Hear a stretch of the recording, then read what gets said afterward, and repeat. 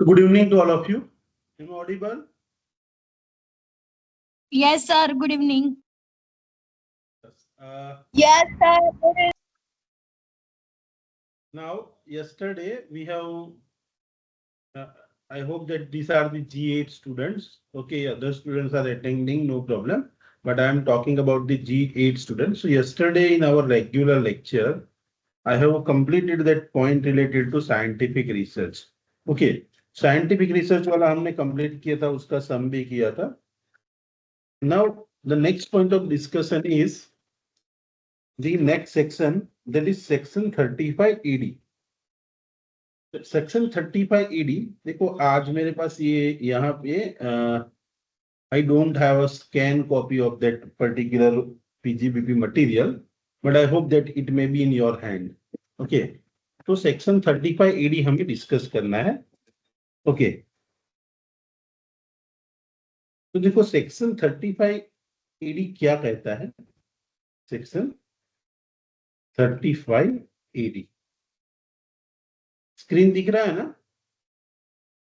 Yes, sir. Okay, ये section deal करता है expenditure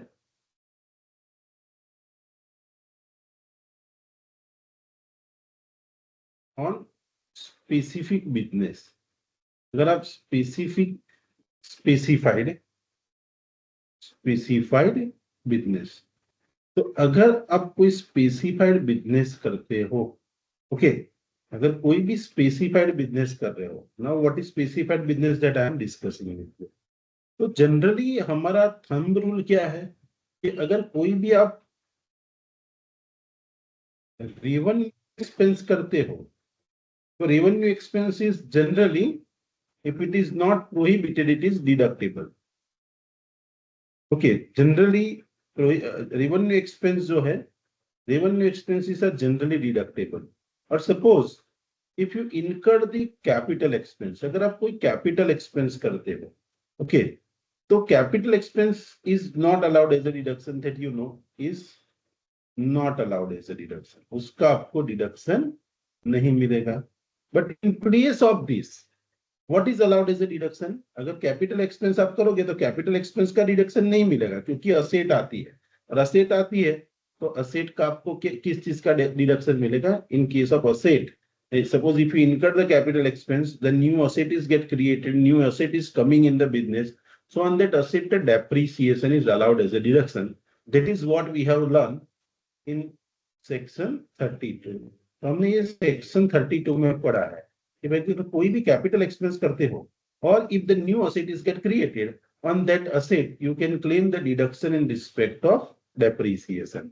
and capital expense is not allowed as a deduction, लेकिन capital expense की जगह उसका डेप्रिसिएशन का डिडक्शन मिलता है. सालों तक आप असेट यूज करने वाले हो, तो आपका ये जो भी एक्सपेंस किया वो over the period of time you can claim the deduction. तो कैपिटल एक्सपेंस का डिडक्शन नहीं मिलता है.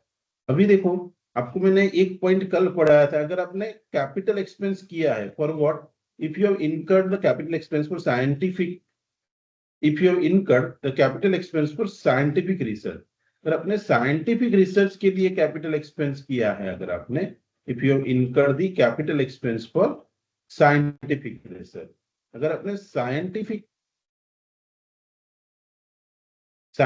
रिसर्च के लिए अगर आपने रिसर्च के लिए अगर आपने कैपिटल एक्सपेंस किया है, तो कल हमने पढ़ा था कि साइंटिफिक रिसर्च के लिए भले कैपिटल एक्सपेंस किया है, उस पे आपको डेप्रिसिएशन नहीं क्लेम करना है. वो कैपिटल एक्सपेंस क्या होगा, you can claim the whole capital expense as a deduction. Whole capital expense as a deduction, आपको पूरा कैपिटल एक्सपेंस का क्या मिल जाएगा, you can claim the whole capital expense as a deduction. आपको पूरा कैपिटल एक्सपेंस का डिडक्शन मिलेगा. ठीक है, ऐसा हमने साइंटिफिक रिसर्च वाला जो सेक्शन 35 है उसमें पढ़ा था. ठीक है, वही लाइन पे ये सेक्शन भी है कि अगर आप स्पेसिफाइड बिजनेस करते हो, तो यहाँ पे कुछ 14 स्पेसिफाइड बिजनेस का लिस्ट दे दिया है. ऐसे 14 स्पेसिफाइड बिजनेस का लिस्ट दे दिया है. तो इसमें से अगर आप कोई भी स्पेसिफाइड बिजनेस करते हो, तो और उसके लिए अगर आपने ये स्पेसिफाइड बिजनेस आप कोई भी करते हो, These are the 14 business which are specified. I am discussing with you one by one. और इस स्पेसिफाइड बिजनेस के लिए अगर आपने कैपिटल एक्सपेंस किया, तो रूल क्या है कि capital expense is not allowed as a deduction. In lieu of capital expense you can claim the deduction in respect of depreciation. But ये सेक्शन उससे थोड़ा अलग बोलता है कि अगर आप ये 14 बिजनेसेस कर रहे हो, तो ये बिजनेसेस के केस में भले आपने कैपिटल एक्सपेंस किया है, तो कैपिटल एक्सपेंस का आपको डेप्रिसिएशन का डिडक्शन नहीं लेना है.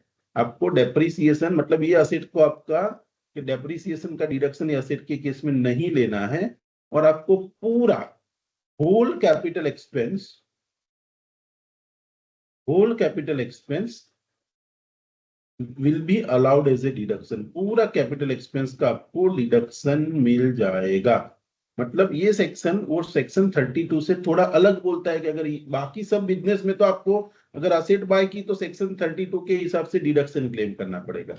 लेकिन अगर आपने स्पेसिफाइड बिजनेस किया, suppose if you are doing the specified businesses, अगर आप क्या कर रहे हो, you are doing the specified businesses. अगर आप ये स्पेसिफाइड बिजनेस कर रहे हो, okay, so if you are carrying the specified businesses, and in this case then you don't have to go for the depreciation, but in lieu of depreciation you can claim the whole capital expenditure as a deduction, okay, in the year in which you are incurring the expense.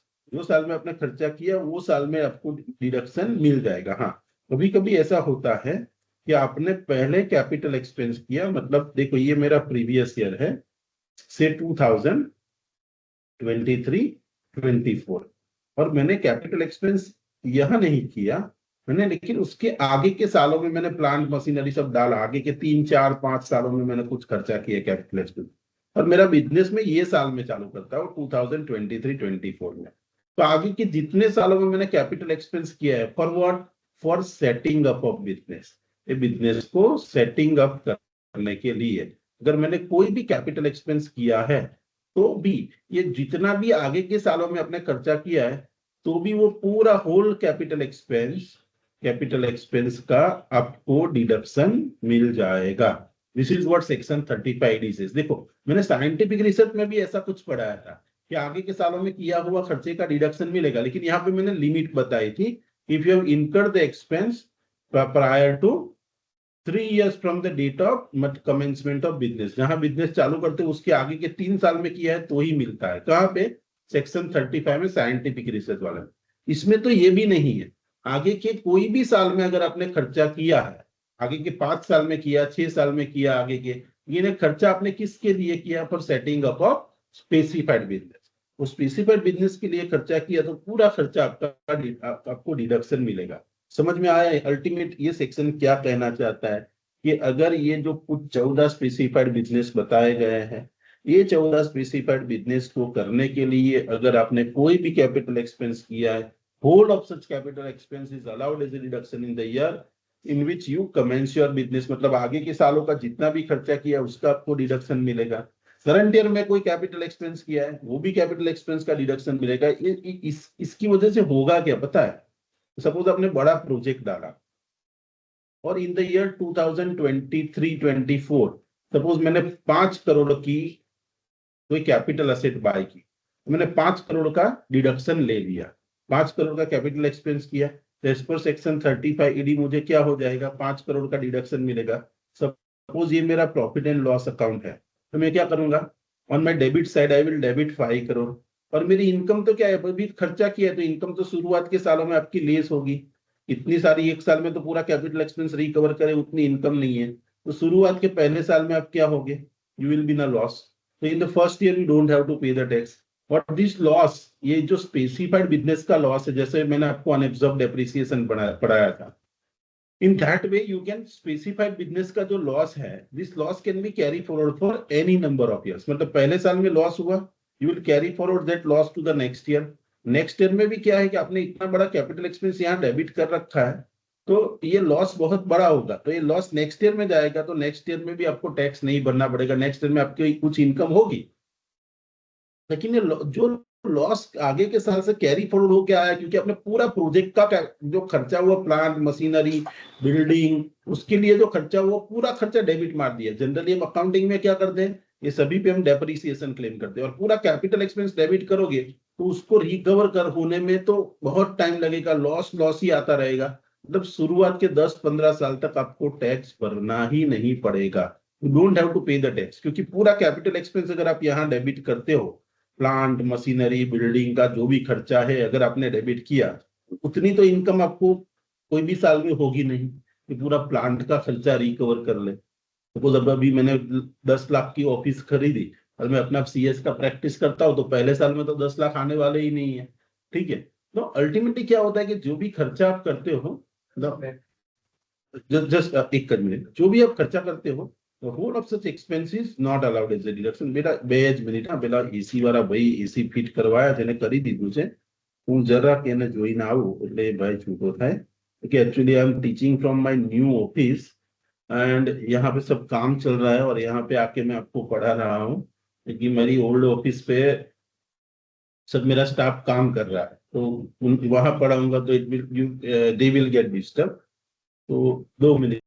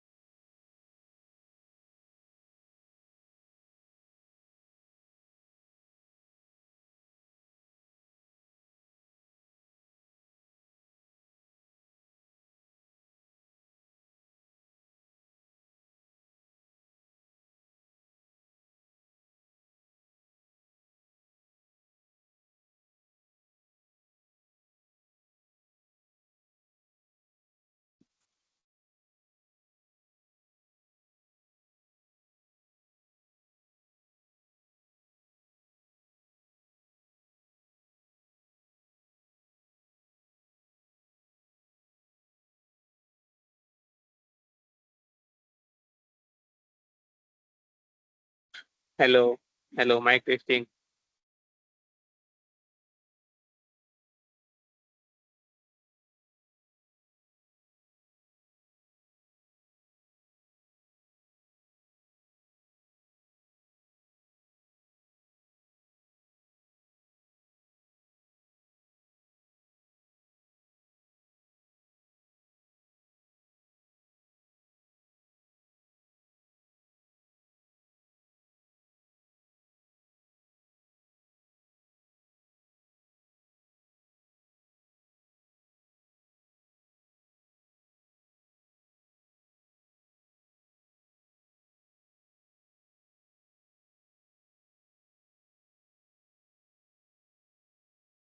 Hello.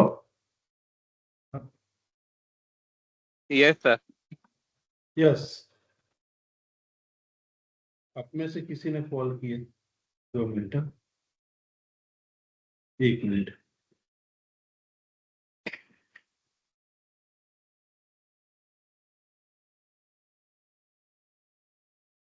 Hello.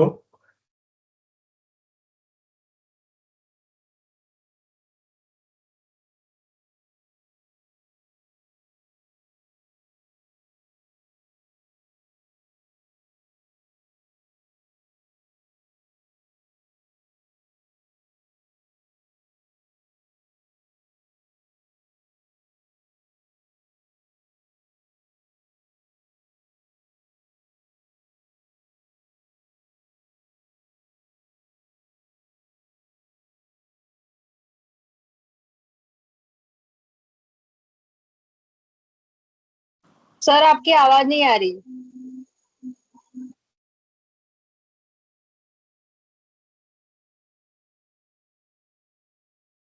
was discussing with you that अगर आप specified मतलब ये 35 AD की वजह से क्या होगा, कई सालों तक आपको टैक्स ही नहीं भरना पड़ेगा, क्योंकि आपने जो भी प्लांट मशीनरी इक्विपमेंट जो भी खर्चा किया है, the whole expense you will debit in the P&L, मतलब उसका पूरा डिडक्शन आप क्लेम कर लोगे। क्योंकि आपकी इनकम कम होगी शुरुआत के सालों में और एक्सपेंस ज्यादा होगा, और वो पूरा एक्सपेंस कैपिटल है तो भी आपने डिडक्शन क्लेम किया तो आपका लॉस होगा, और वो लॉस कितने सालों तक, जितने सालों तक वो जीरो नहीं होता तब तक आप कैरी फॉरवर्ड कर सकते हो।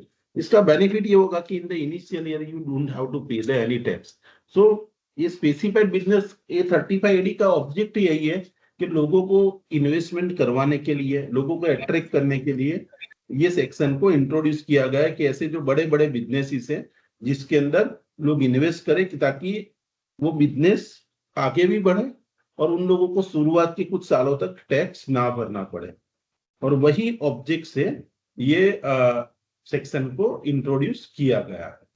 ठीक है, तो अभी हम देखते हैं कि भाई कौन कौन से बिजनेस स्पेसिफाइड बिजनेस में आते हैं। मैंने आपको बताया कुछ 13-14 बिजनेसेस है। ये बिजनेसेस आप करते हो तो यू डोंट हैव टू, मतलब your whole capital expense is allowed as a deduction. Okay, even you have incurred that expense during the previous year और prior to previous year. Prior to previous year में भी अगर आपने खर्चा किया तो whole expense will be allowed as a deduction. जैसे कौन कौन से बिजनेसेस है, देखो यहाँ बिजनेसेस आपके हाथ में मटेरियल होगा। यू कैन सी, मैं पूरा नहीं लिख रहा हूँ, शॉर्ट में लिख रहा हूं कि अगर आपने cold chain facility, suppose if you have started the business of cold chain facility, okay, तो कोल्ड चेन फैसिलिटी अगर आपने इंस्टॉल की है, मतलब आपने कोल्ड स्टोरेज बनाया for storage of agriculture produce, for storage of meat, poultry products and ये सब के लिए, मतलब एग्रीकल्चर प्रोडक्ट को प्रोड्यूस सेव करने के लिए, स्टोर करने के लिए, मीट को या पोल्ट्री प्रोडक्ट को स्टोर करने के लिए आपने पूरी कोल्ड चेन है, मतलब एक से ज्यादा कोल्ड स्टोरेज बन रहा है। तो ये आपका बिजनेस स्पेसिफाइड बिजनेस कहा जाएगा। और अगर ये बिजनेस स्पेसिफाइड बिजनेस है तो इसमें अगर आपने कोई भी कैपिटल एक्सपेंस किया है, प्लांट, मशीनरी, या तो फिर आपने बिल्डिंग खरीदा है, तो ये सभी पूरा जितना भी एक्सपेंस है वो पूरा एक्सपेंस अलाउड होगा deduction. Whole expense is allowed as a deduction, भले वो एक्सपेंस कैपिटल है, इसका डेप्रिसिएशन में नहीं ले जाना है, उसको ब्लॉक में ऐड नहीं करना है, आपको पूरा डिडक्शन मिलेगा। तो एक है cold chain facility. Same way दूसरा बिजनेस है, अगर आपने setting up and operating of warehouse facility for agriculture produce. Okay, देखो जो चीजें ऐसी है जो बिगड़ जाने वाली है, ओके, ऐसी चीजें लाइक वेजिटेबल, उसके लिए कोल्ड चाहिए, लेकिन बाकी सब agriculture produce like rice, wheat, ये सब है, उसके लिए क्या चाहिए, वेयर हाउस। ओके, तो suppose if you are setting up the business of warehouse, तो अगर आपने वेयर हाउस ओपन किए हैं, तो वेयर हाउस का बिजनेस अगर आप कर रहे हो तो वो भी बिजनेस स्पेसिफाइड बिजनेस है। और ये स्पेसिफाइड बिजनेस है, इसके लिए अगर आपने जितना भी खर्चा किया है वो पूरा खर्चा का आपको डिडक्शन मिलेगा। Okay, the third business which is mentioned here is the lying and operating of cross country pipeline, cross country pipeline for natural gas। Okay, तो नेचुरल गैस को एक देश से दूसरे देश में ले जाने के लिए, नेचुरल गैस, इसके लिए अगर आपने दो कंट्री के बीच में पाइपलाइन डाला है, इतना बड़ा business, you can imagine the amount of investment. तो इसके अंदर जितना भी आपने खर्चा किया है, किस चीज का, कैपिटल एक्सपेंस का, तो पूरा पूरा कैपिटल एक्सपेंस आपको डिडक्शन मिलेगा, क्योंकि ये क्रॉस कंट्री पाइपलाइन को, the lying and operating of cross country pipeline is a specified business and you can claim the whole expense as a deduction।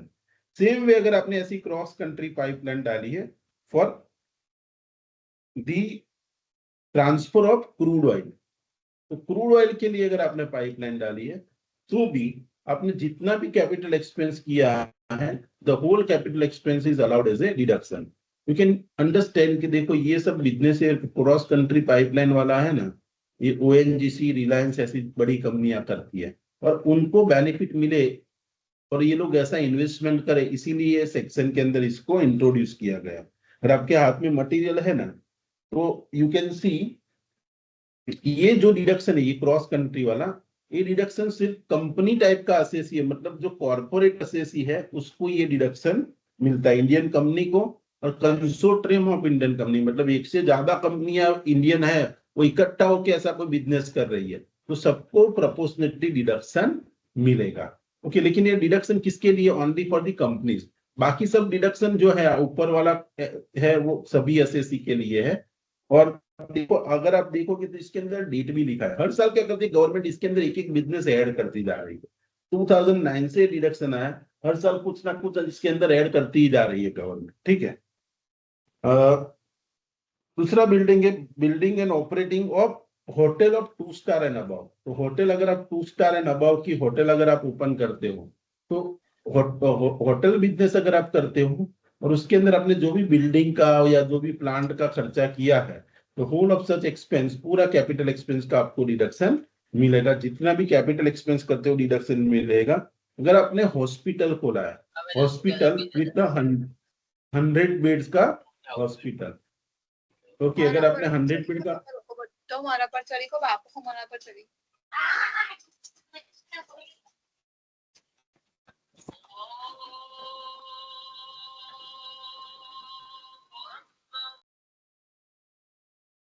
तो अगर आपने 100 बेड का हॉस्पिटल भी ओपन किया है तो that is also a specified business, ठीक है।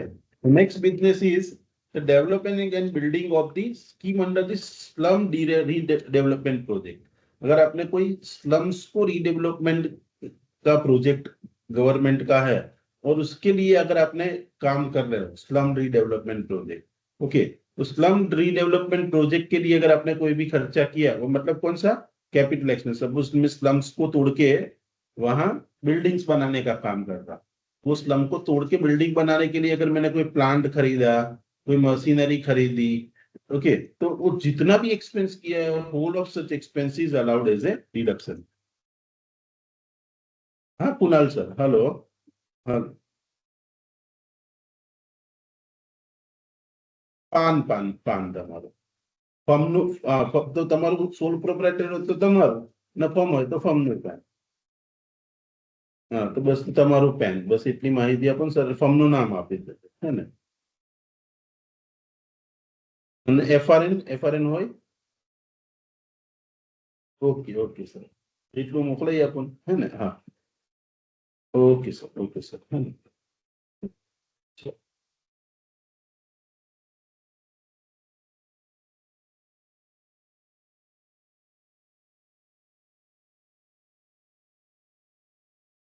तो अगर स्लम डेवलपमेंट प्रोजेक्ट के लिए आप काम कर रहे हो, तो इसके लिए जितना भी कैपिटल एक्सपेंस किया, प्लांट मशीनरी, या तो फिर आपने कोई भी चीज बाय की है जो कैपिटल एसेट है, तो जो भी कैपिटल एक्सपेंस किया it is allowed as a deduction, ठीक है। फिर आपने कोई अफोर्डेबल हाउसिंग की स्कीम रखी है, affordable housing scheme, okay, in the notified area, government ने एरिया नोटिफाई की है, वहां पे अगर अफोर्डेबल हाउसिंग की स्कीम रखी है और इसके लिए अगर आपने कोई भी कैपिटल एक्सपेंस किया तो पूरा कैपिटल एक्सपेंस का आपको डिडक्शन मिलता है, ठीक है। Then if you have started the plant of manufacturing fertiliser in India, तो फर्टिलाइजर के लिए कोई प्लांट डाला है तो उसके लिए भी जो भी खर्चा किया है, उसके लिए जो भी कैपिटल एक्सपेंस किया, पूरा कैपिटल एक्सपेंस का आपको डिडक्शन मिलेगा, ठीक है। और सपोज आपने कोई inland container depot, okay, Indian container depot आप अगर आपने ओपन किया, ओके, इंडियन कंटेनर डेपो मतलब देखो हमारा बड़ौदा जैसा सिटी है, यहाँ पे कोई इंटरनेशनल एयरपोर्ट नहीं है। अगर हमारे यहाँ है इंटरनेशनल एयरपोर्ट, लेकिन कोई इंटरनेशनल फ्लाइट यहाँ से नहीं जाती, यहाँ कोई पोर्ट नहीं है, कोई एयरपोर्ट नहीं है, ऐसी जगह पे अगर मुझे एक्सपोर्ट इंपोर्ट करना है तो मैं क्या करूंगा? तो यहाँ कस्टम डिपार्टमेंट होता है ना, जो प्राइवेट लोगों को इंडियन कंटेनर डेपो की परमिशन देता है, तो ये लोग इंडियन कंटेनर डेपो ओपन करते हैं और वही लोग पूरा कस्टम क्लियरेंस का काम भी वही पे करते हैं।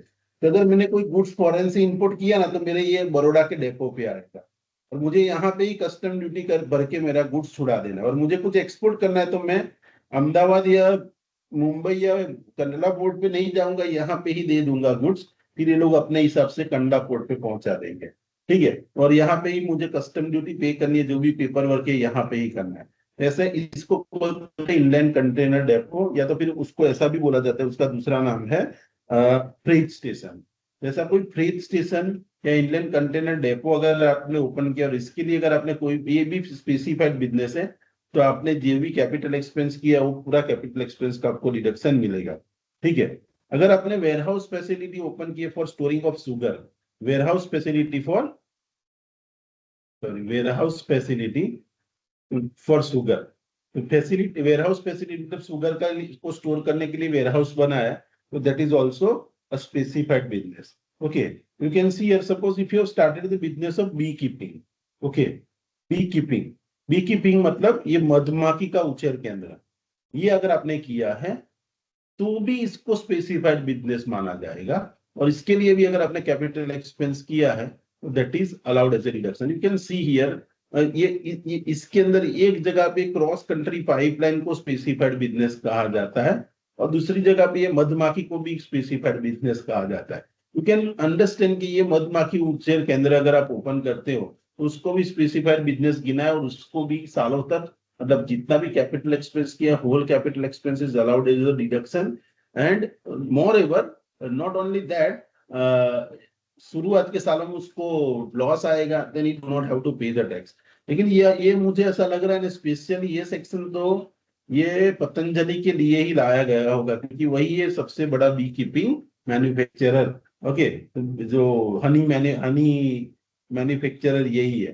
तो ये ऐसे बड़े लोगों के लिए, उसको उन लोगों को बेनिफिट देने के लिए ऐसे सेक्शन, ये सेक्शन के अंदर देखो हर साल कुछ ना कुछ ऐड किया जाता है। ठीक है।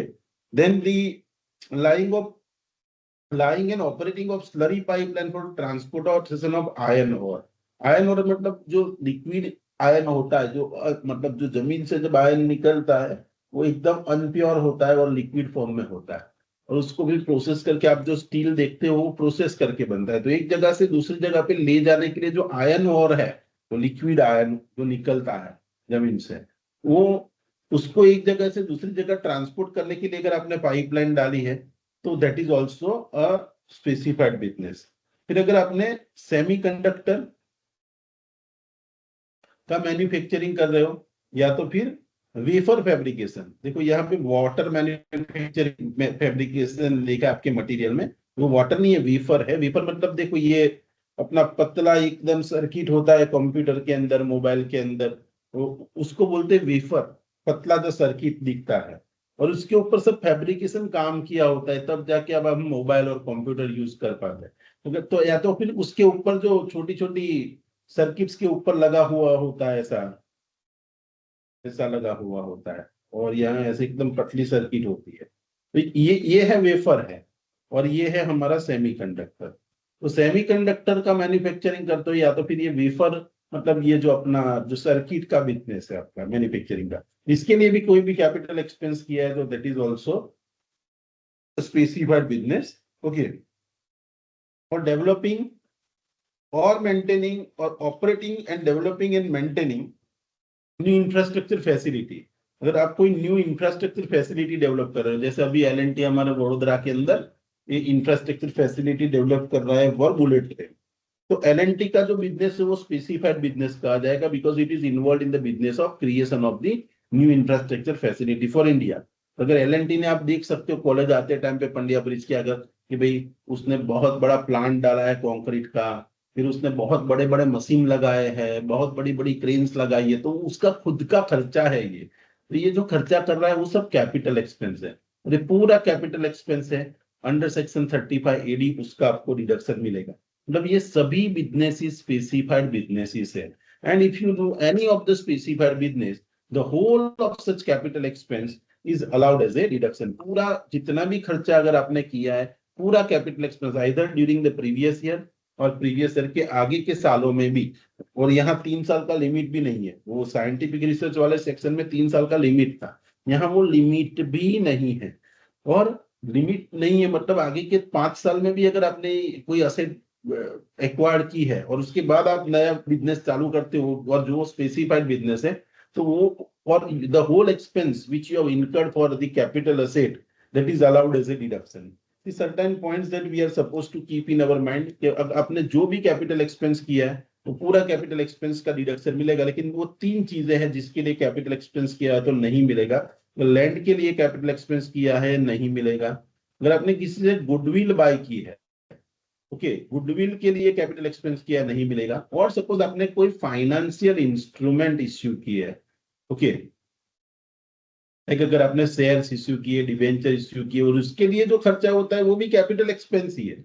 तो ये 3 चीजों के लिए अगर आपने कैपिटल एक्सपेंस किया है तो ये कैपिटल एक्सपेंस का रिडक्शन आपको नहीं मिलेगा। Okay, suppose if you have incurred the expense on land, goodwill और on issue of the financial instrument, ये 3 को छोड़ के अगर आपने कोई भी कैपिटल एक्सपेंस किया है, मतलब suppose if you have constructed the building, और if you have acquired the plant, if you have acquired the machinery, if you have acquired the software, or if you have acquired any technology, ये सबके लिए खर्चा किया, ये सब capital expense है।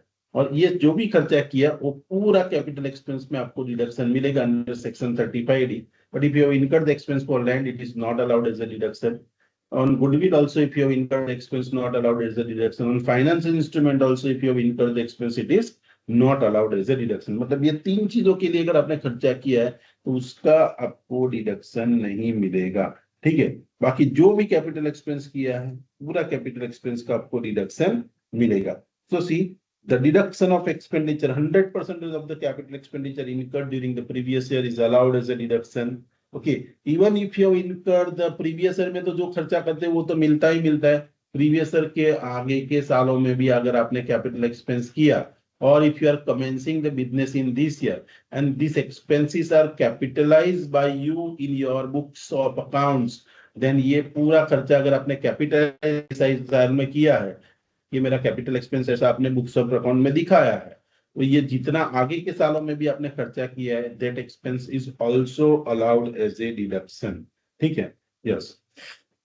यहाँ एक चीज ध्यान में रखनी है, अगर ये कैपिटल एक्सपेंस का अगर आपने पेमेंट किया, देखो कैपिटल एक्सपेंस करते हो तो डिडक्शन मिलता है, लेकिन ये कैपिटल एक्सपेंस का अमाउंट अगर 10,000 से ऊपर है और वो आपको सिंगल पर्सन को देना है, सिंगल डे में देना है, तो वो 10,000 से ऊपर का पेमेंट है। What is your duty? You have to make the payment by compulsory account pay cheque, account pay draft, और by any other mode of banking.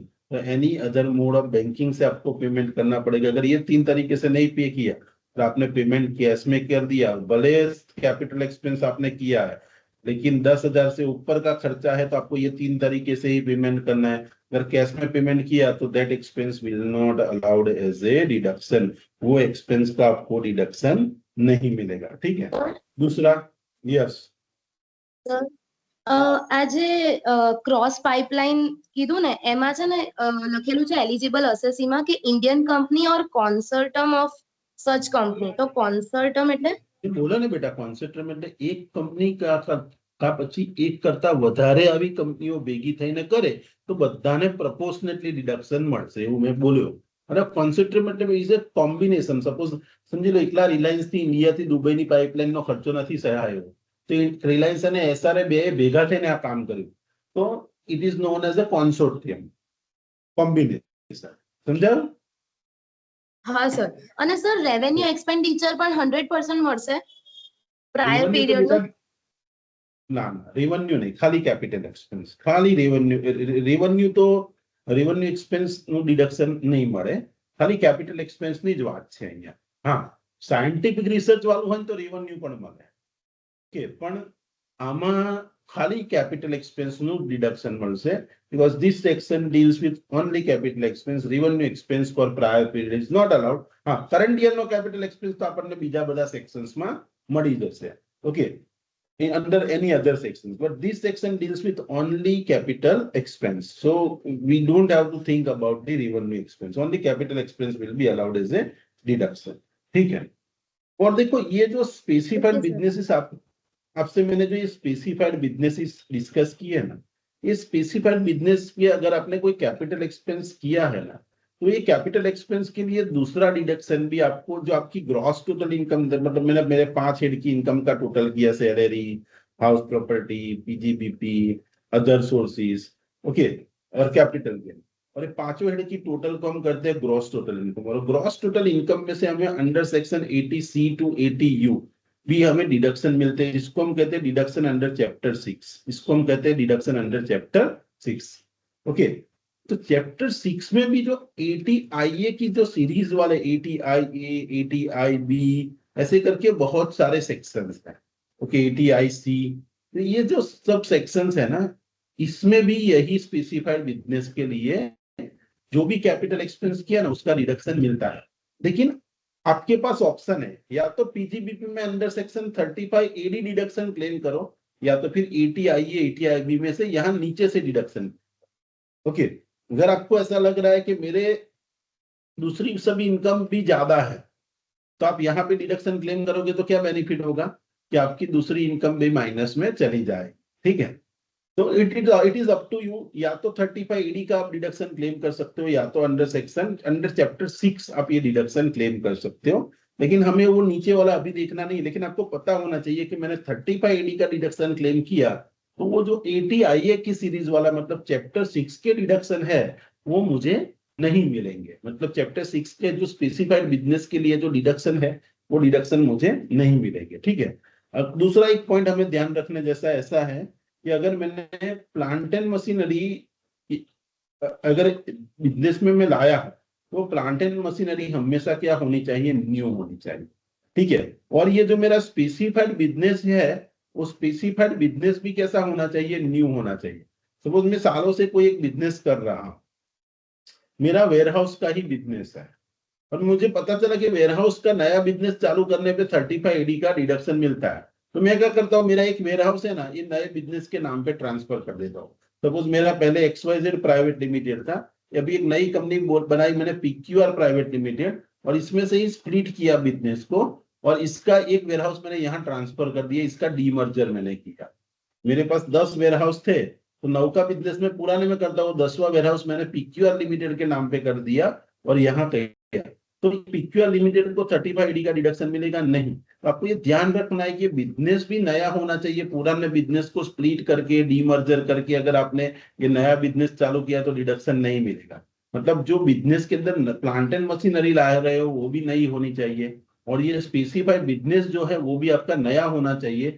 Existing business को स्प्लिट करके आपने बिजनेस चालू किया है तो डिडक्शन नहीं मिलेगा।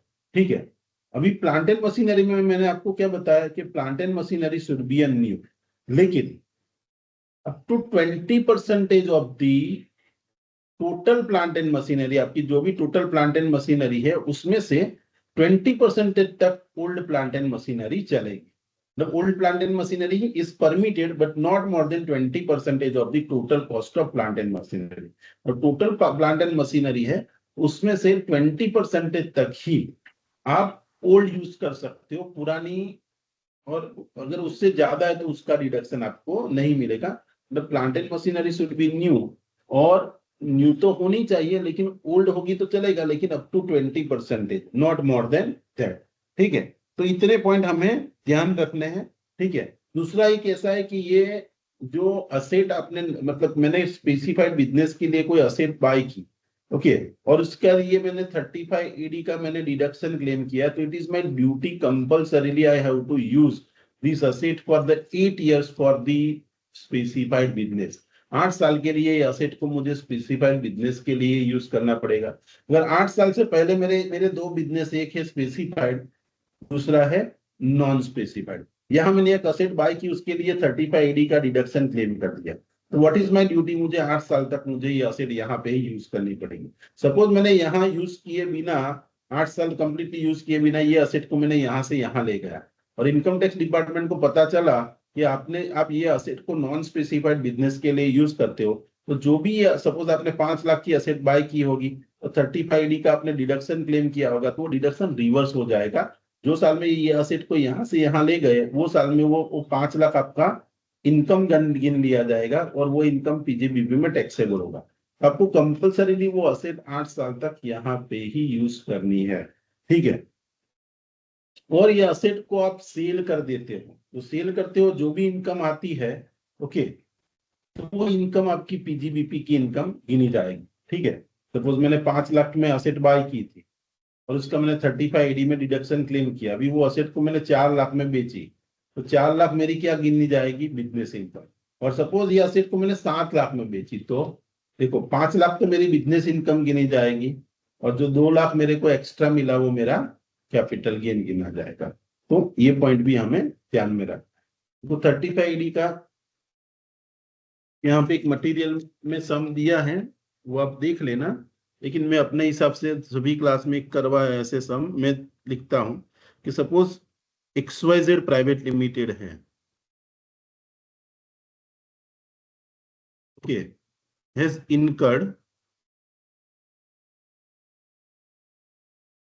following expenses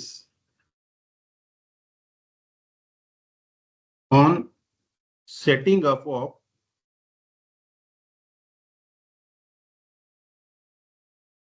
factory of fertilizer। Fertiliser की फैक्ट्री को सेट करने के लिए उसने इतने एक्सपेंस किए ड्यूरिंग 2021 to 2023। ओके, ये 2 साल में इसने इतने खर्चे किए। क्या क्या खर्चा किया? It has acquired the land 21 से 23, मतलब 1 अप्रैल 2021 से लेके 31 मार्च 2023, 2 साल में उसने लैंड बाय किया 50 लाख का, ठीक है। फिर उसने बिल्डिंग एक्वायर किया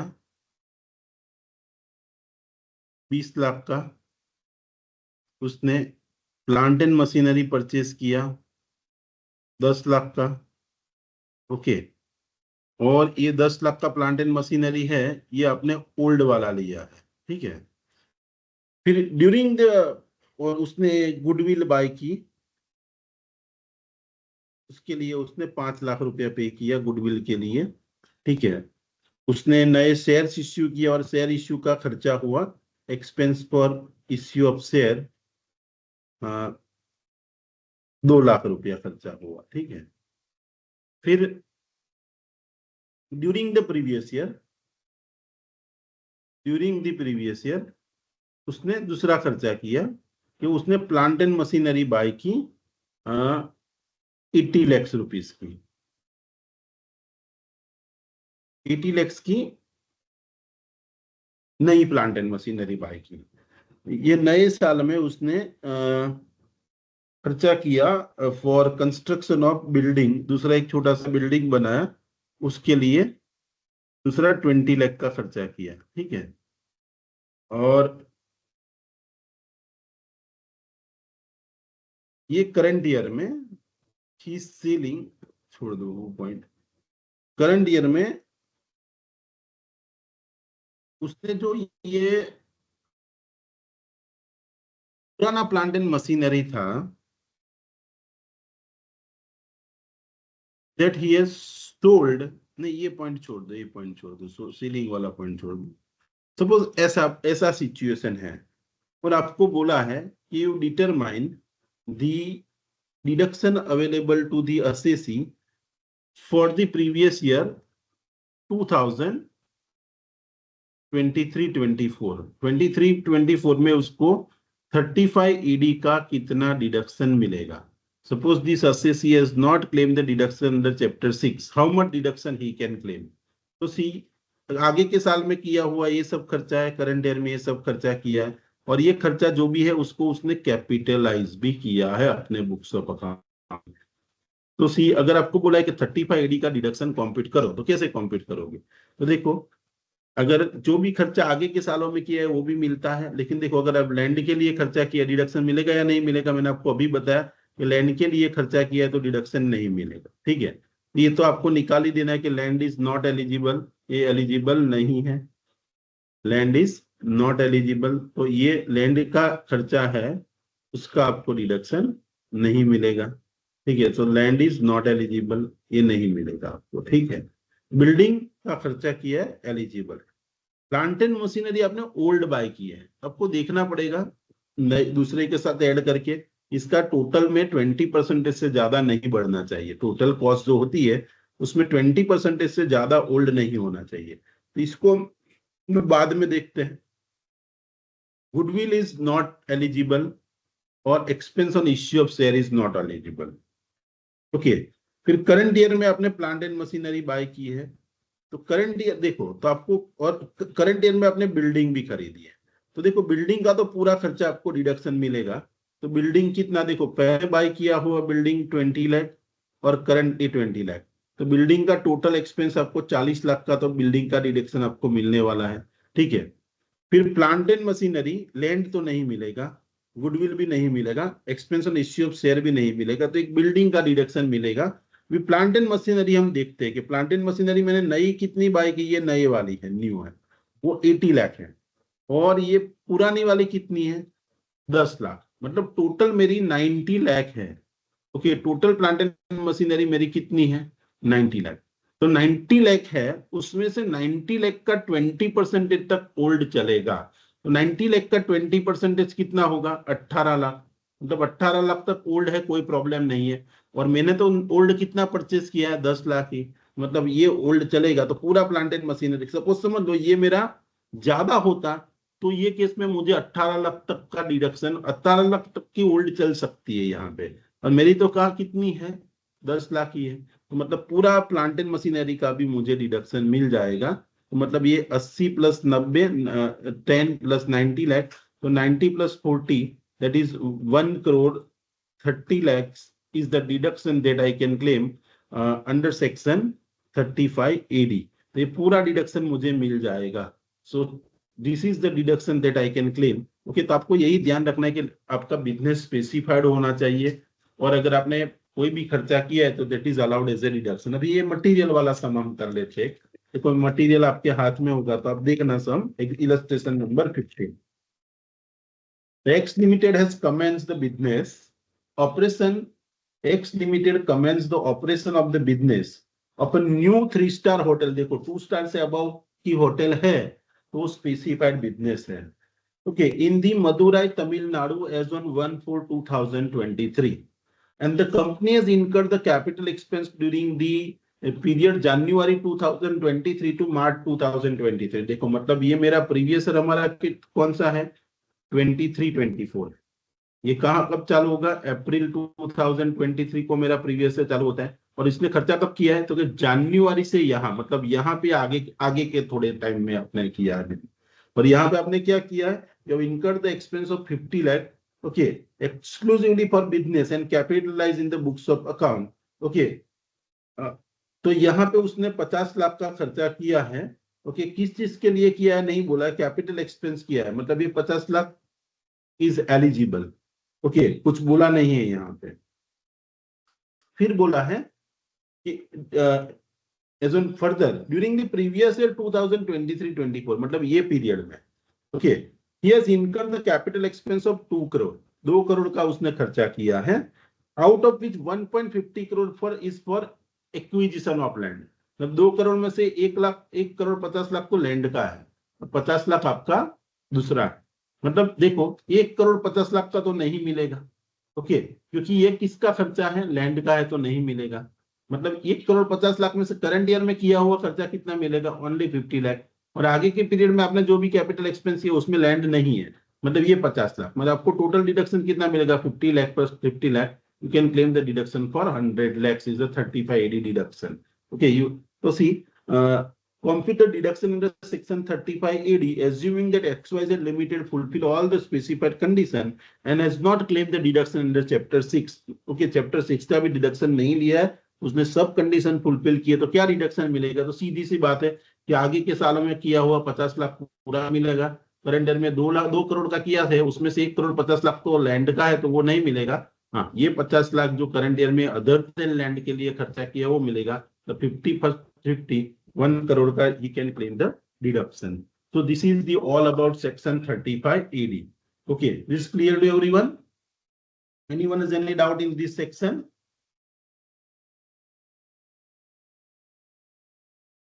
Hello? Yes, sir. Okay, so shall we move towards the next section? Now the next section is section 30। एक मिनट, हाँ, क्यों बोला भाई एसी वाला ना ज्वाइन है, सॉरी।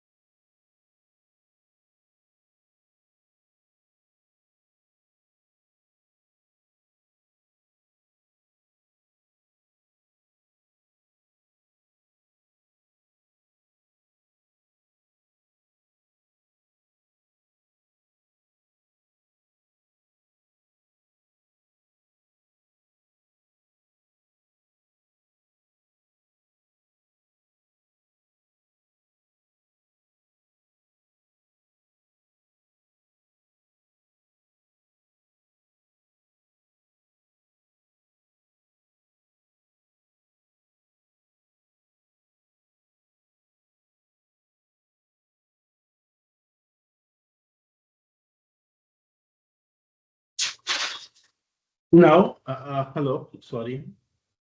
थोड़ा बीच में जाना पड़ता है. Are you there? Hello. Yes. Yes, sir. Now, okay. Now let us discuss the next section. That is section 35 triple C. Section 35 triple C. तो सेक्शन 35 ट्रिपल सी क्या कहता है? 35 triple C is telling that it is 35 triple C deals with what? Expenditure on. Yes. પેલું 20% વાળું P&L plant and machinery વાળું છે ને, એક વખત થોડું એક્સપ્લેન કરજો ને, એ ના ખબર પડી. તમારી જે ટોટલ પ્લાન્ટ એન્ડ મશીનરી છે ને, એ પ્લાન્ટ એન્ડ મશીનરીના 20% જ જૂની પ્લાન્ટ એન્ડ મશીનરી ચાલે. હવે સમજી લે કે મારી અહીંયા મેં કેટલાની પ્લાન્ટ એન્ડ મશીનરી લીધી? 10 લાખની. અહીંયા કેટલાની લીધી? 80 લાખની. ટોટલ કેટલી થઈ?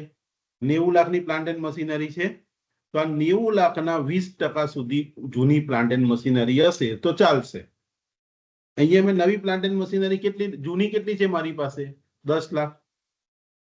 એનો મતલબ આ 10 લાખ રૂપિયાનું મને ડિડક્શન મળશે. પણ સમજી લે કે આની અંદર કદાચ આવી પરિસ્થિતિ થાય કે ભાઈ મારી પાસે old plant and machinery 70 like old plant and machinery 60 લાખની છે. ઓકે, આ ઓલ્ડ છે અને 50 લાખ રૂપિયાની નવી ઓલ્ડ પ્લાન્ટ એન્ડ મશીનરી છે. તો ટોટલ મારી પ્લાન્ટ એન્ડ મશીનરી કેટલી થઈ? 1 કરોડ ને 10 લાખ. ઓકે, 1 કરોડ ને 10 લાખ થઈ ટોટલ પ્લાન્ટ એન્ડ મશીનરી. મારો ખર્ચો આટલો છે, મારી કોસ્ટ આટલી છે 1 કરોડ ને 10 લાખ. તો મને ડિડક્શન કેટલાનું મળશે? તો કે મારી આ ટોટલ 1 કરોડ ના 10 લાખ છે ને, એના 20% સુધી જ ઓલ્ડ પ્લાન્ટ એન્ડ મશીનરી હોવી જોઈએ. તો હું ઓલ્ડ પ્લાન્ટ મશીનરી લાવ્યો છું તેને પાછી કાઢી નહીં મૂકું, પણ એનું ડિડક્શન કેટલું મળશે? તો કે આના 20%. એટલે 1 કરોડ 10 લાખના 20% કેટલા થાય? તો કે 22 લાખ રૂપિયા સુધી. ઓકે, તો 1 કરોડ ના 22. હવે મારી પાસે ઓલ્ડ પ્લાન્ટ એન્ડ મશીનરી કેટલી છે? 60 લાખની. તો મને 60 લાખનું નહીં મળે ડિડક્શન. તો મારું ડિડક્શન મને કેટલું થશે? તો કે 50 લાખની ન્યૂ અને 22 લાખની ઓલ્ડ. ઓકે, તો ટોટલ 72 લાખ જ મળશે. મારો ટોટલ ખર્ચો કેટલો થયો છે? તો 1 કરોડ ને 10 લાખ. પણ મને ડિડક્શન કેટલાનું મળશે? ખાલી 72 લાખનું. એનું કારણ કેમ? તો કે ઓલ્ડ પ્લાન્ટ એન્ડ મશીનરી મારી ટોટલ કોસ્ટના 20% થી વધારે ના હોવી જોઈએ. મારી ટોટલ કોસ્ટના 20% હું કરું છું તો 20% 2 લાખ ને 22 લાખ થાય છે. તો આ રીતના ખ્યાલ આવે તમને? હા sir. Okay. Now the next section is the deduction in respect of agriculture extension project. देखो आपके पास अगर कोई एग्रीकल्चर मतलब आप कोई भी बिजनेस कर रहे हो और अगर आपने एक्सपेंस किसके लिए किया, that is this is the section 35 triple C.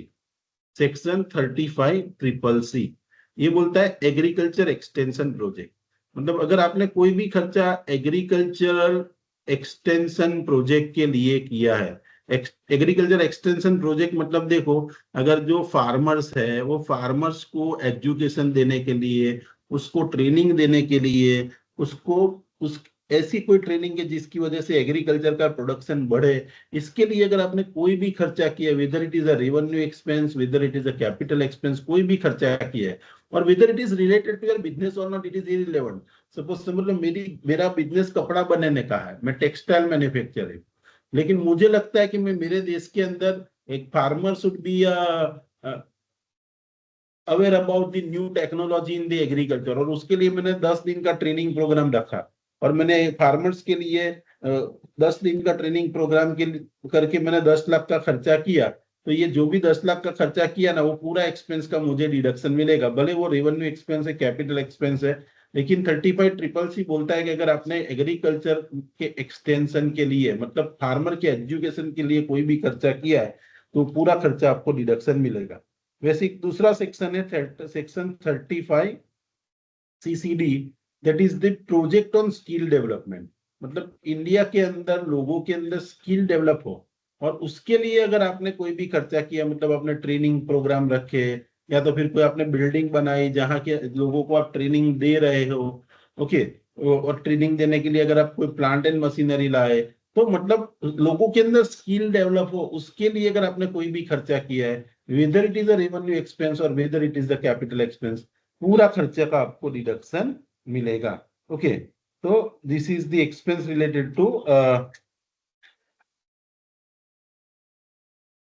this is the expense related to the 35 triple C and CCD. Okay, ये हुआ। Okay, now the last point is point number 39, that is the amortization of preliminary expense, that is section 35D. So that is section 35D. Okay, it deals with what? Amortization of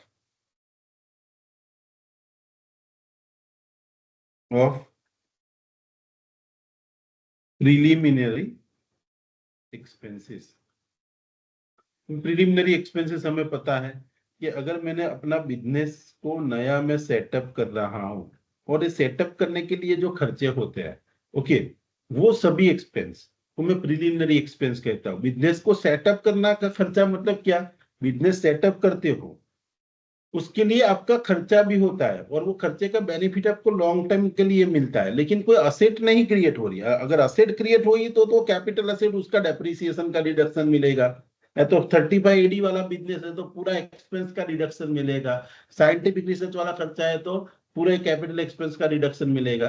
अगर ऐसा कोई business नहीं है तो आपको उसका depreciation मिलेगा। लेकिन अगर आप कुछ एक्सपेंस ऐसे करते हो जो बिजनेस के सेटअप के लिए और उसका बेनिफिट आपको लॉन्ग टाइम के लिए मिल रहा है, लेकिन वो एक्सपेंस से कोई असेट नहीं क्रिएट होती है। फॉर एग्जांपल, मैंने कंपनी के इनकॉर्पोरेशन का खर्चा किया, मैंने नई कंपनी रजिस्टर करवाई और उसके लिए 40,000 का खर्चा हुआ मेरा। ये 40,000 देखो, कंपनी बनी, कंपनी का बनाने का खर्चा हुआ। ये कंपनी बनाने के लिए मैंने उसका मेमोरेंडम किसी से ड्राफ्ट करवाया, आर्टिकल ड्राफ्ट करवाया, CS को फीस पे की। ओके, तो ये जब खर्चा हुआ, ये मेरा एक्सपेंस ऐसा है। देखो, कंपनी का इनकॉर्पोरेशन तो होता है, कंपनी अस्तित्व में आती है, लेकिन कोई कैपिटल एसेट नहीं क्रिएट होती है, तो ये एक्सपेंस कैसा है? प्रिलिमिनरी एक्सपेंस है। ओके, और उसका बेनिफिट मुझे लॉन्ग टर्म के लिए मिलने वाला है। जैसे अगर मैंने कोई नई प्रोडक्ट बनाई, वो मार्केट में चलेगी या नहीं चलेगी, उसके लिए मैंने फिजिबिलिटी रिपोर्ट बनाया, लोगों से चेक करवाया कि मेरा प्रोजेक्ट फिजिबल है या नहीं। तो वो फिजिबिलिटी रिपोर्ट बनाया तो उसका बेनिफिट मुझे लॉन्ग टर्म मिलेगा कि भाई मेरी कंपनी का जो प्रोजेक्ट था वो फिजिबल था, उसके लिए उसका मैं फिजिबल था, इसीलिए मैं पैसा डाल रहा हूँ धंधे में और अपना बिजनेस कर रहा हूँ, तो बेनिफिट मुझे मिल रहा है, लेकिन कोई असेट नहीं क्रिएट होती। तो फिजिबिलिटी रिपोर्ट बनाया आपने, या तो फिर आपने मार्केटिंग रिसर्च करवाया कि मेरी प्रोडक्ट मार्केट में चलेगी या नहीं, तो मार्केटिंग रिसर्च का खर्चा आपने किया। कोई एग्रीमेंट किसी से ड्राफ्ट करवाने के लिए, बिजनेस के चालू करने के लिए अगर आपने किसी से कोई एग्रीमेंट किया और एग्रीमेंट का ड्राफ्टिंग का आपने खर्चा पे किया, ओके, तो ये सब आपने मार्केट सर्वे करवाया, या तो फिर कोई इंजीनियरिंग ड्राइंग आपने बनवाए। ठीक है, तो इंजीनियरिंग ड्राइंग आप बनवाते हो कि यहाँ ऐसा लेआउट होगा, इसका खर्चा हुआ। आपकी फैक्ट्री का आपने लेआउट बनाया, तो ये सब क्या है? सब प्रिलिमिनरी एक्सपेंसेस। देखो, इससे कोई असेट नहीं बनती, लेकिन खर्चा बहुत बड़ा होता है। तो ये खर्चे का डिडक्शन आपको पूरा 1 साल में पूरा नहीं मिलेगा, but you can claim this deduction in 5 equal instalment. इसको बोलते हैं अमोर्टाइजेशन। इसका हेडिंग क्या है? Amortisation of preliminary expense. मतलब आपने जो भी खर्चा किया है, पूरा खर्चा आपको 1 साल में डिडक्ट नहीं मिलेगा, but it is allowed as a deduction in 5 equal instalment. मतलब सपोज समझ रहे, सब प्रिलिमिनरी आइटम के लिए आपने 5 लाख का खर्चा, 50 लाख का खर्चा किया। ओके, और उसके बाद आपका ये बिजनेस, अपने प्रिलिमिनरी एक्सपेंसेस आपने आगे के कोई सालों में किया या तो फिर करंट ईयर में किया, और ये साल में मैं अपना बिजनेस सेट कर रहा हूँ इन द ईयर 2023-24। तो आपने जो भी आगे का खर्चा किया है वो भी, और करंट ईयर में जो भी खर्चा किया है वो पूरे का डिडक्शन आपको मिलेगा, but not in this year.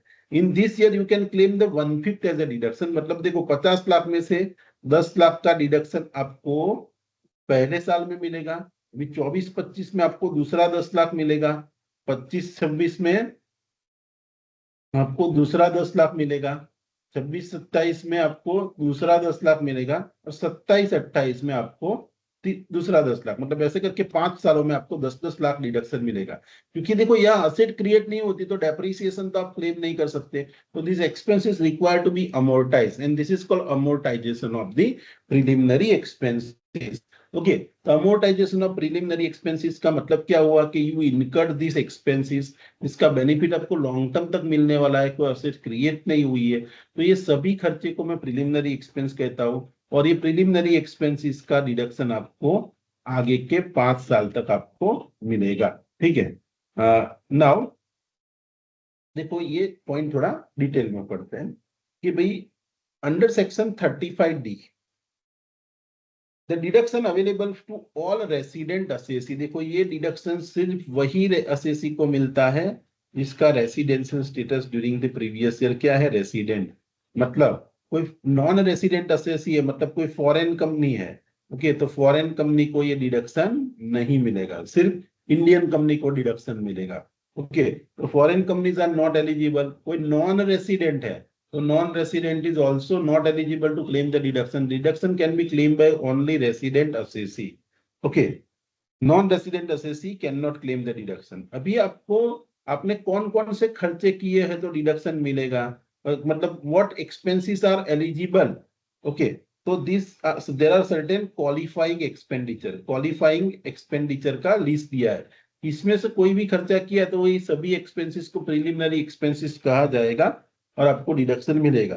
तो what is the qualifying expenses, देखो अगर आपने लीगल एक्सपेंस किया है, legal expense for drafting of agreement, आपका बिजनेस को सेट करने के लिए अगर आपने किसी से के साथ एग्रीमेंट किया और एग्रीमेंट ड्राफ्टिंग का खर्चा किया तो that is a legal expense. ठीक है, अगर आपने लीगल एक्सपेंस किया, कंपनी अगर बना रहे हो तो कंपनी का मेमोरेंडम बनाने के लिए, आर्टिकल्स ऑफ एसोसिएशन बना के लिए अगर आपने खर्चा किया तो वो प्रिलिमिनरी एक्सपेंसेस है। अगर ये मेमोरेंडम और आर्टिकल के प्रिंटिंग का कोई खर्चा किया, printing of MOA, printing of AOA का खर्चा किया, वो प्रिलिमिनरी एक्सपेंसेस है। फिर कंपनी को रजिस्टर करा, उसकी registration fees of the company, तो कंपनी की रजिस्ट्रेशन फीस आपने इनकॉर्पोरेशन के लिए पे की तो that is a preliminary expenses. अगर आपने कोई नए शेयर्स, डिबेंचर ऐसा कोई इश्यू किया तो उसका प्रोस्पेक्टस, आपने प्रोस्पेक्टस बनाने का खर्चा किया, फिर आपने एडवर्टाइजमेंट किया, ओके, तो ये सब का खर्चा है वो प्रिलिमिनरी एक्सपेंस है। ठीक है, अगर आपने किसी से फीजिएबिलिटी रिपोर्ट बनवाया, मतलब आपका प्रोजेक्ट फीजिएबल है या नहीं है, इसके लिए आपने फीजिएबिलिटी रिपोर्ट बनाया। लेकिन यहाँ एक चीज ध्यान रखनी है फीजिएबिलिटी रिपोर्ट में कि अगर ये फीजिएबिलिटी रिपोर्ट जो है वो आपने खुद बनाया है और आपने खर्चा किया है तो पूरा एक्सपेंस एलिजिबल है। अगर आपने कोई प्रोफेशनल से बाहर से बनवाया है, वो प्रोफेशनल कैसा होना चाहिए, वो प्रोफेशनल ऐसा होना चाहिए वो is approved by the board. Board मतलब central board of direct tax. Central board of direct tax के अंदर जिसका रजिस्ट्रेशन हो रखा है, ऐसे प्रोफेशनल ने आपका फिजिबिलिटी रिपोर्ट बनाया और आपने खर्चा किया है तो एलिजिबल, आपने खुद खर्चा किया है तो एलिजिबल। लेकिन प्रोफेशनल के थ्रू करवाया है आपने फिजिबिलिटी रिपोर्ट तो वो क्या होना चाहिए, अप्रूव्ड बंदे ने बनाया हुआ होना चाहिए।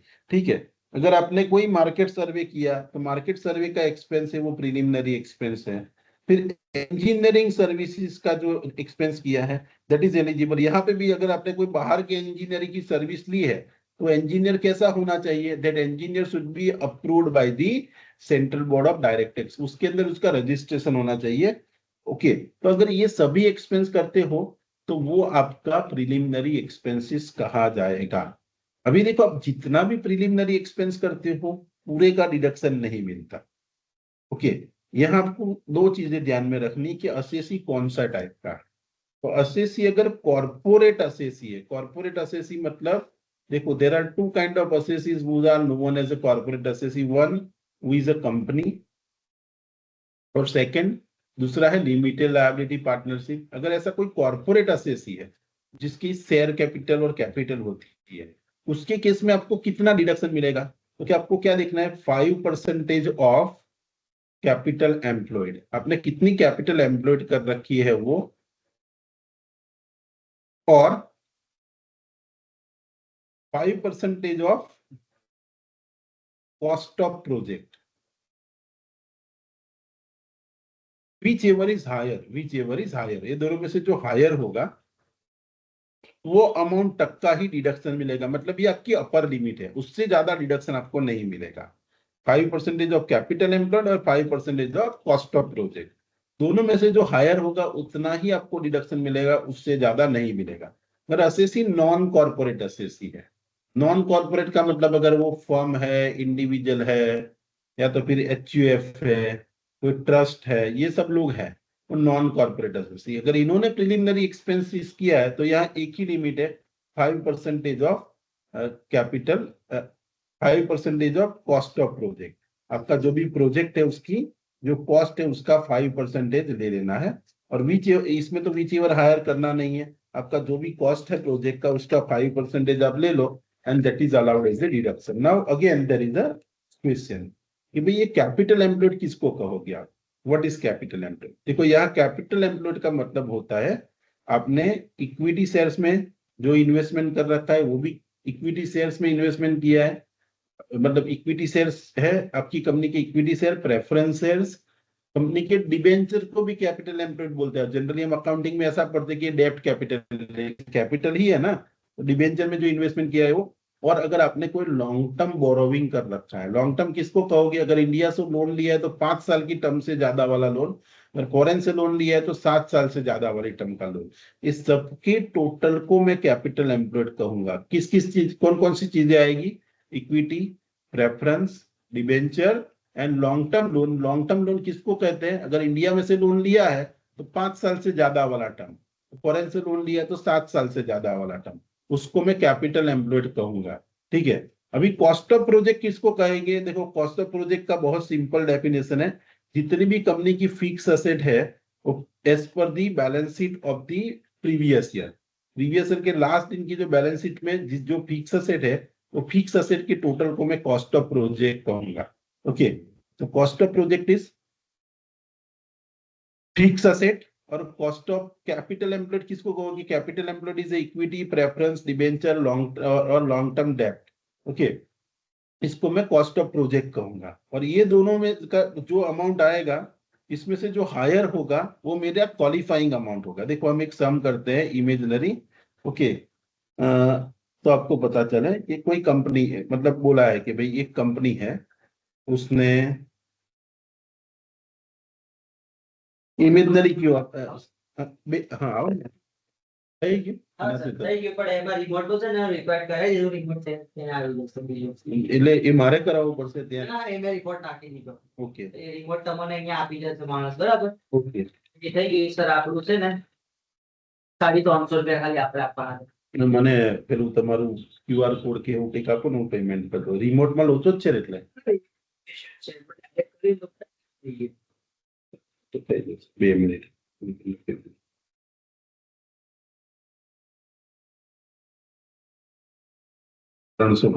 હા. અને પેલું મારું કાલનું પેલું એ સેમ કારમાં પણ થઈ ગયું કાલે તમે ક્યારે આવો છો? મારે કે એક અર્જન્ટ એક કામ એવું છે કે એક ગીઝર મારે એકચ્યુઅલી ફિટ કરવા જો આપણે બપોરે ચાલશે ચાલશે ને, મને બપોરે વાંધો નથી. બપોરે નહીં તો આવા સાંજના ટાઈમે આવશો ને તોય વાંધો નથી. પણ શું છે ત્યાંથી ઉતારવાનું, પછી તો રિક્ષામાં કસામાં આવી જશે અહીંયા, પછી અહીંયા આગળ ખાલી ફિટ કરવાનું. હવે તમે આ નાખ્યું છે ને, તમે કરશો ને તો તમને વધારે આઈડિયા આવશે, હે ને? તો તમે કરી આપશો ને તો વધારે સારું. બરાબર ને? જે પૈસા થશે તમે 1700 કીધા ને, 1700 આપી દઈશું. બરાબર, વાંધો નથી. એવું કહું છું સરને કાલે એસી લગાવવાનું તો એ એસી નો ટાઈમિંગ કેવો રહેશે આપણે બપોરે બપોરે સારું રહેશે હા હા નહીં તો મારે કેવું છે કે કાલે સાઈડ નું પેલું ગીઝર નું કામ ઓકે કરીશ તો ગીઝર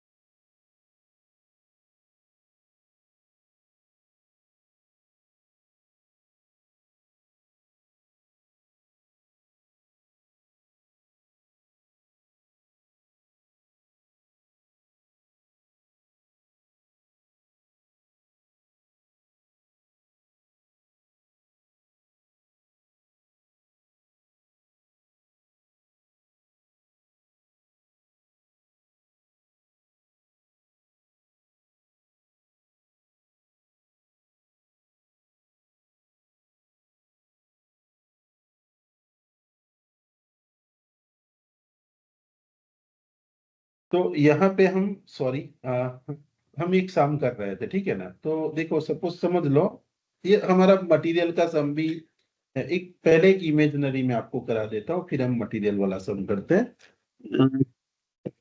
पेन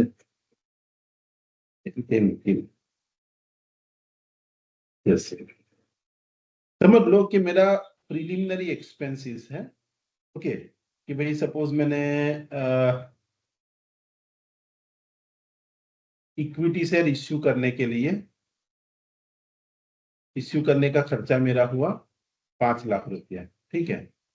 फिर मेरा कंपनी रजिस्ट्रेशन का इनकॉर्पोरेशन का खर्चा हुआ, इनकॉर्पोरेशन का खर्चा हुआ 2 लाख रुपया, ठीक है। फिर मैंने एक फिजिबिलिटी रिपोर्ट बनाया, लेकिन वो रिपोर्ट बनाया by the person who is not approved by the CBDT. CBDT ने अप्रूव नहीं, ऐसे बंदे ने मेरा रिपोर्ट बनाया और ये रिपोर्ट का खर्चा हुआ मेरा 3 लाख रुपये, ठीक है। फिर मैंने मार्केट सर्वे करवाया और मार्केट सर्वे का खर्चा हुआ 2 लाख रुपया, ठीक है। तो ये मेरा टोटल प्रिलिमिनरी एक्सपेंसेस है, ठीक है। अभी देखो मेरी कंपनी में फिक्स एसेट जो है वो फिक्स एसेट है मेरी 25 लाख रुपया, 30 लाख रुपया ले लो, 30 लाख रुपया मेरी कंपनी में फिक्स एसेट है, ओके। और कंपनी में मेरी जो शेयर कैपिटल है, share capital equity share capital, ये है 10 लाख रुपया। मैंने कंपनी में डिबेंचर है वो 5 लाख रुपए का है, और मैंने कुछ 5 लाख का डिबेंचर है, और मैंने अपने लॉन्ग टर्म लोन ली है फॉरेन से जिसकी टर्म है 8 साल की है, ठीक है। तो ये अमाउंट है मेरा 20 लाख रुपया, 20 लाख नहीं 2 लाख रुपया ले लो, 2 लाख, ठीक है। और मैंने एक इंडिया से लोन ली है 3 साल के लिए, और जिसका अमाउंट है 25 लाख रुपया। और ये बोला है कि यहाँ प्रिलिमिनरी मतलब कितना डिडक्शन आपको मिलेगा वो कैलकुलेट करो, कि फॉर द प्रीवियस ईयर 2023-24 में आपको कितना डिडक्शन मिलेगा, दैट यू कैलकुलेट। देखो पहले देखना है कि इसमें से एलिजिबल एक्सपेंसेस कौन कौन से हैं। तो देखो इक्विटी शेयर एलिजिबल है, इनकॉर्पोरेशन के खर्चे एलिजिबल है, फिजिबिलिटी रिपोर्ट मेरा नॉन अप्रूव्ड पर्सन ने बनाया तो दैट इज नॉट एलिजिबल, इसको कंसीडर नहीं करना है। मार्केट सर्वे का खर्चा 2 लाख है, दैट इज एलिजिबल। मतलब मेरा टोटल खर्चा कितना है, 5, 2, 7, 2, 9, मतलब टोटल एलिजिबल एक्सपेंस मेरा कितना है 9 लाख रुपीज। अब ये पूरा 9 लाख का डिडक्शन मिलेगा या नहीं मिलेगा मुझे देखना है, ठीक है। तो मैं क्या करूंगा, अपनी फिक्स असेट जो है उसका 5%, मतलब ये मेरा कॉस्ट ऑफ प्रोजेक्ट हो गया। मेरा कॉस्ट ऑफ प्रोजेक्ट क्या है, मेरी फिक्स असेट है, फिक्स एसेट को ही कॉस्ट ऑफ प्रोजेक्ट करते हैं। तो 30 लाख का 5% में लेता हूं, तो 30 लाख का 5% कितना होता है, तो 5% 1,50,000 होगा, बराबर है ना। Yes sir. तो 30 लाख का 5% हुआ 1,50,000। अभी अब देखो मेरी शेयर कैपिटल कितनी है, 10 लाख, ठीक है। मेरे डिबेंचर कितने हैं, 5 लाख, और ये मेरा है 10 2 पर 15, और समझ लो ये मेरा 10 लाख है, ये मेरा 10 लाख है। तो ये भी देखो लॉन्ग टर्म लोन है 8 ईयर के लिए, तो एलिजिबल है, मतलब 10 और 5 15, और ये 10 25। और देखो ये मैंने इंडिया से लोन लिया, लेकिन ये कितने साल की, 3 साल का टर्म है। 5 साल से ज्यादा टर्म वाली लोन ही लेनी है, इंडिया से लिए तो, और फॉरेन से लिए तो 7 साल से ज्यादा वाले, ये तो हम लेंगे, ये नहीं लेंगे। तो टोटल मेरा कैपिटल एम्प्लॉयड कितना हुआ, capital employed is 10 lakh plus 5 lakh 15, 15 plus 10 25। तो 25 लाख का अगर मैं 5% करता हूं तो वो कितना होगा, 1,25,000 रुपया। मतलब विच एवर इज हायर, ये दोनों में से जो हायर है, okay, that is my eligible, मतलब that is my maximum qualifying amount.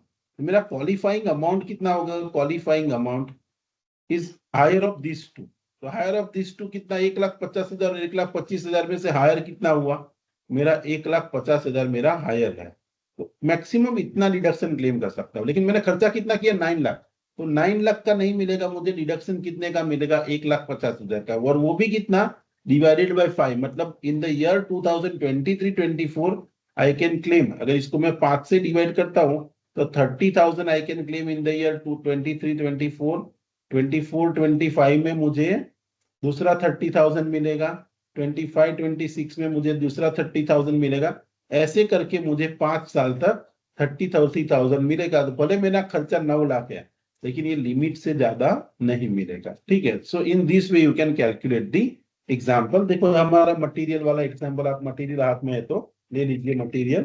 देखो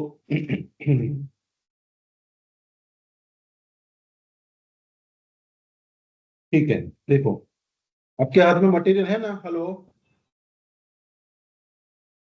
yes sir. Okay. Yes sir. तो देखो यहाँ पे लिखा है कि Mohan limited is incorporated in the Bangalore on 6 September 2023. It commences its production on 15th March 2024. Okay, मतलब 26 September 23 लास्ट ईयर ये कंपनी बनी थी, और उसने ये साल अपना प्रोडक्शन चालू किया। उसने इतने एक्सपेंसेस किए हैं। Okay, following expenses are incurred before the commencement, पहले आगे भी किए चालू करने से पहले, वो भी प्रिलिमिनरी ही है। द एक्सपेंसेस ऑन इनकॉर्पोरेशन और इश्यू ऑफ शेयर, देखो इनकॉर्पोरेशन और इश्यू ऑफ शेयर का खर्चा उसका दिया है 1,05,000, ये इनकॉर्पोरेशन का खर्चा, ठीक है। Preparation of feasibility report, okay, और यहाँ लिखा है work is completed by the tax payer himself. देखो अगर वो खुद करता है तो एलिजिबल है, किसी और से करवाता है तो वो अप्रूव्ड बंदा होना चाहिए, तो यहाँ तो उसने खुद किया है, तो ये 1,45,000 भी क्या है, उसने खुद किया है, तो इट इज एलिजिबल एक्सपेंस। फिर उसने इंजीनियरिंग सर्विसेज भी है, तो इंजीनियरिंग सर्विस ऑलवेज एलिजिबल, तो इंजीनियरिंग सर्विस मतलब ये फिजिबिलिटी रिपोर्ट का खर्चा है,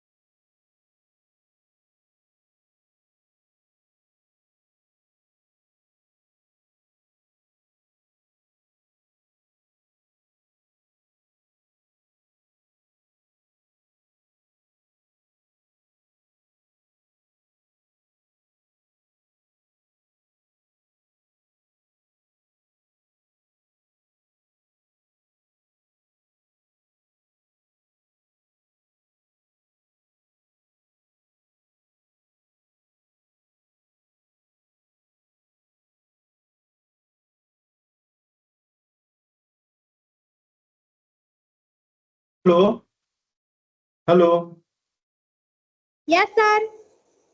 आपने ये पूरा सम मैंने करवाया, देखा आपने? Hello, no sir. इंटर कुछ नहीं देखा आपने? તમે હતા જ નહીં સર। है? आप मीटिंग से बाहर हो गए थे सर। बेटा मैंने पूरा सम करवा दिया। कहाँ से बाकी था? આજનો દિવસ બહુ ભંગાર हो ગયો છે યાર। રકમ જ વાંચવાની બાકી હતી। ત્યાંથી નીકળી ગયો। જો સમ મેં તમને પૂછ્યું કે મટીરિયલ તમારી પાસે છે કે નહીં, બરાબર, એ તમને પૂછ્યું મેં, એન્જિનિયરિંગ બરાબર। સર્વિસ સુધી તમે વાંચ્યું, પછી ત્યાંથી તમે ગાયબ થઈ ગયા।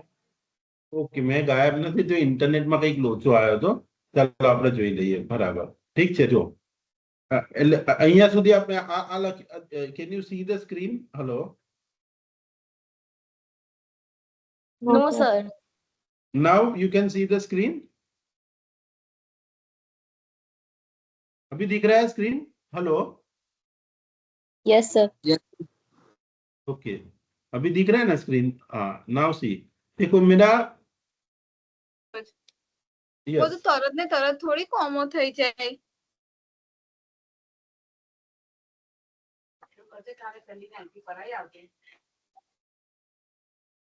एक मिनट,